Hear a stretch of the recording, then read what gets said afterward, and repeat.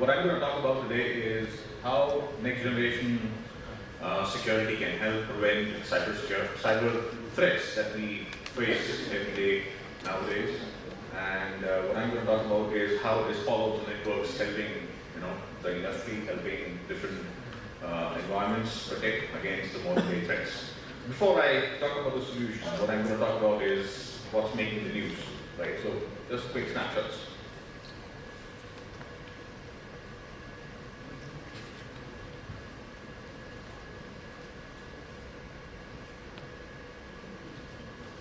Well, that's what is making news. And the most important thing that we see is cyber threats.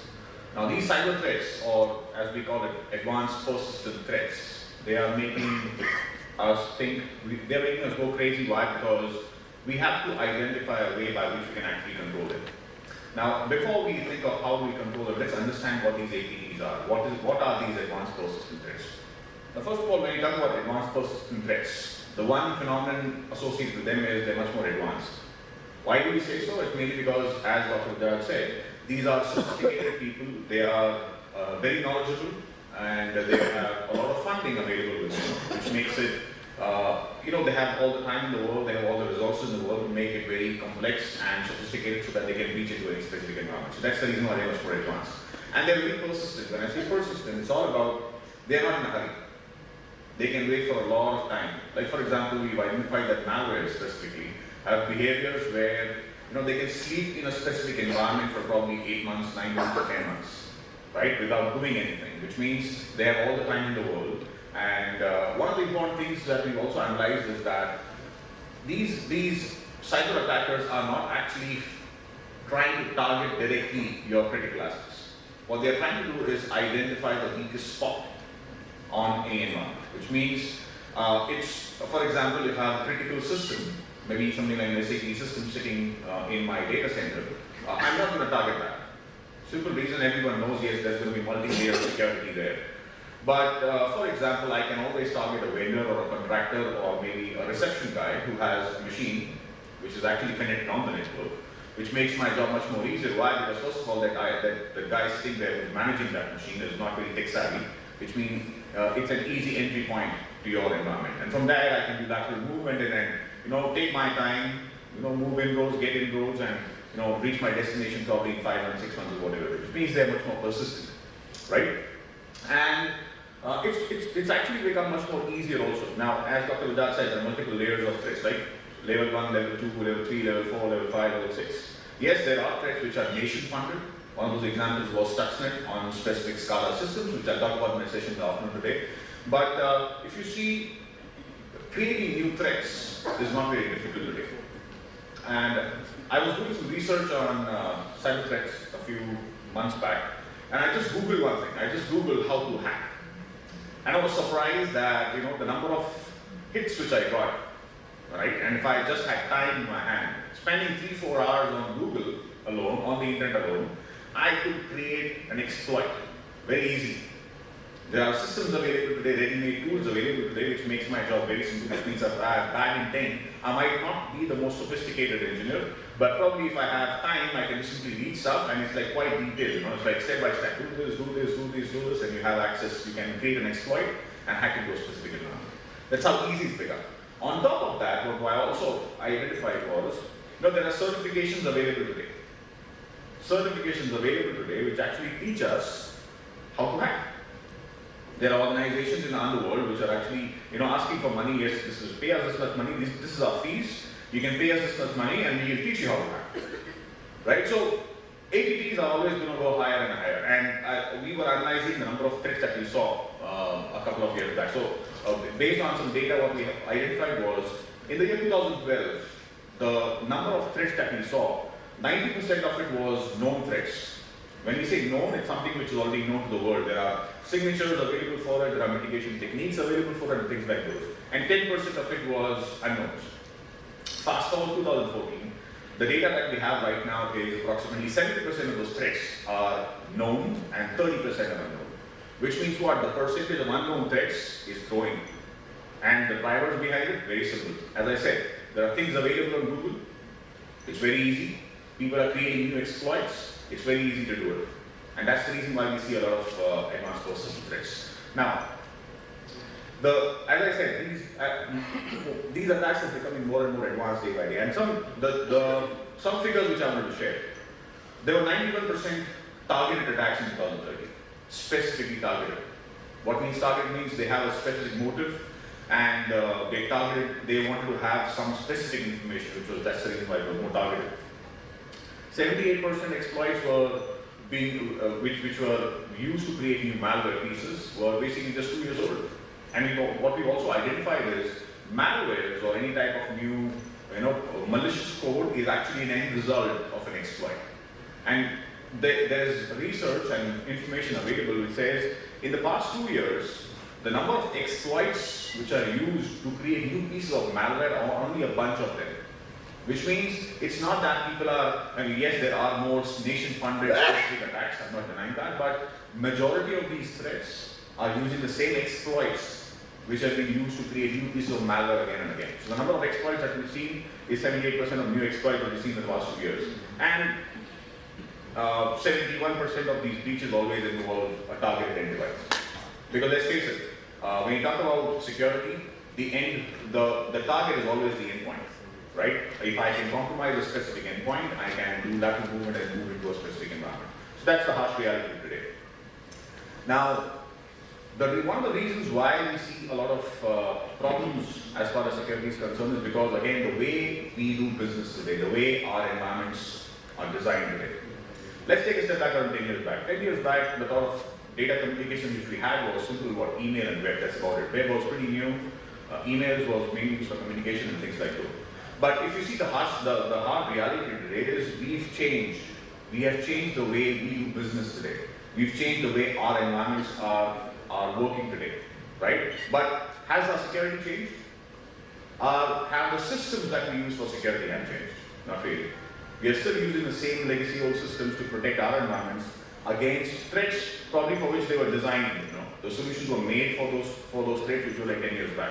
So, which is not very amusing to me. Why? Because in spite of so when you talk about any threats that we see, right? It's not that they did not have security.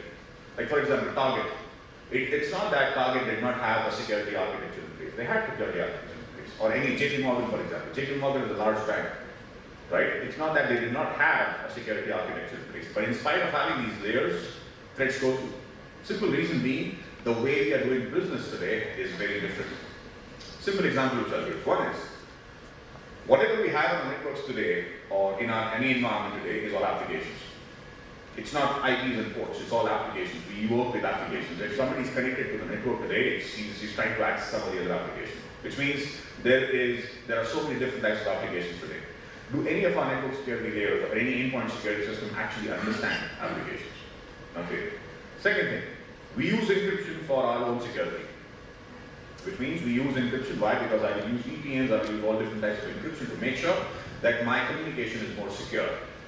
But the problem is, if you see one of the top 5 evasive behaviors of malware that we've seen is that if a machine is infected with malware, the malware is going to communicate back to its command and control center using encryption. Why? Simple reason, anything encrypted cannot be seen.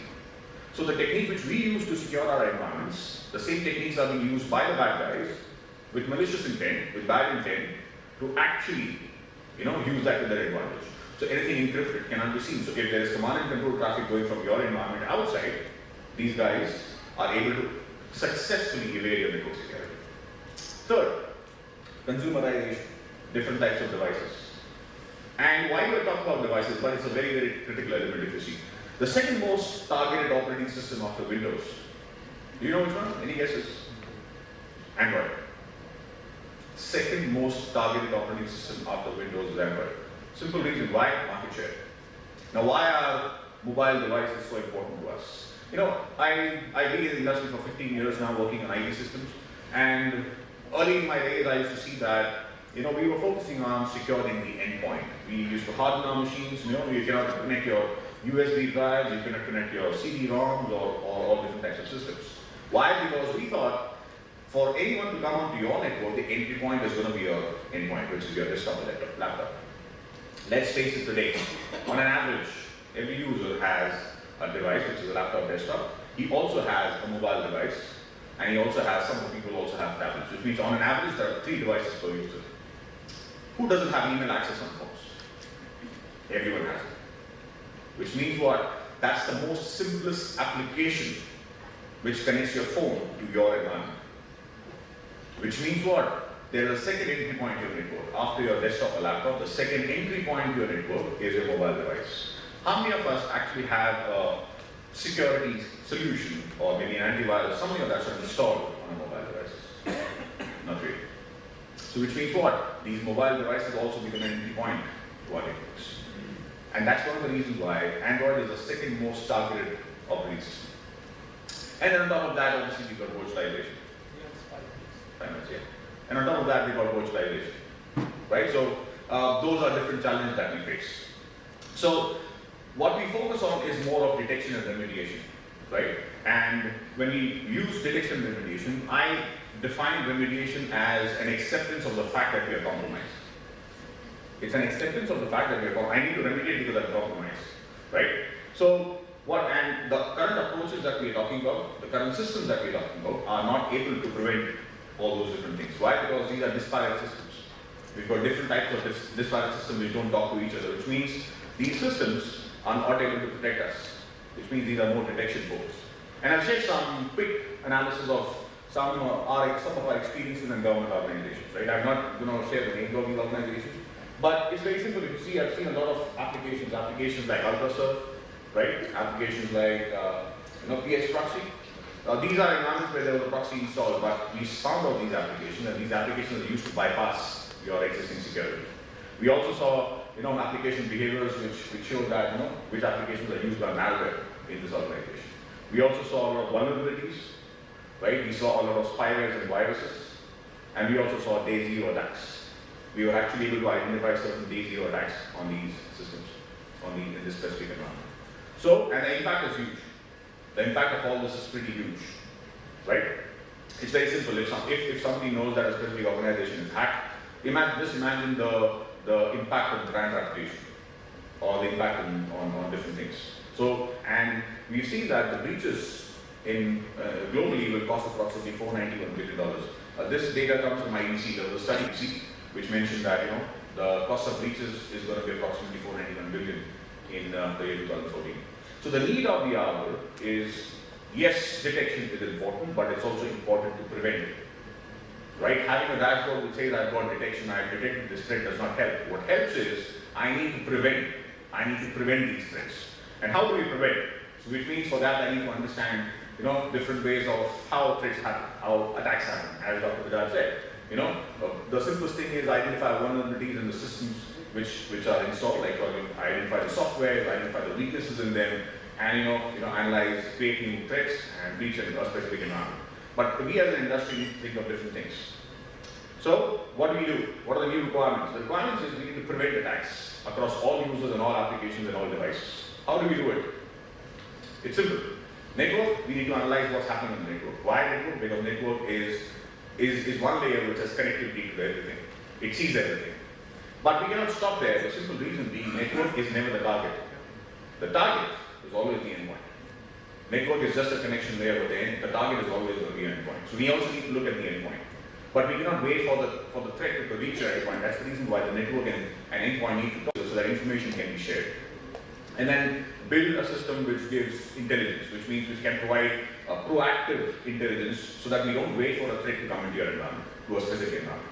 That's where a two-platform approach comes in. So what Palo Alto does is takes a platform approach, which means looks and identifies all applications that are currently running on a network, identify threats on the network, make sure to have complete visibility of what's happening on the endpoint, right? Correlate information, and then protect your specific environments across all different types of threats, known and unknown threats.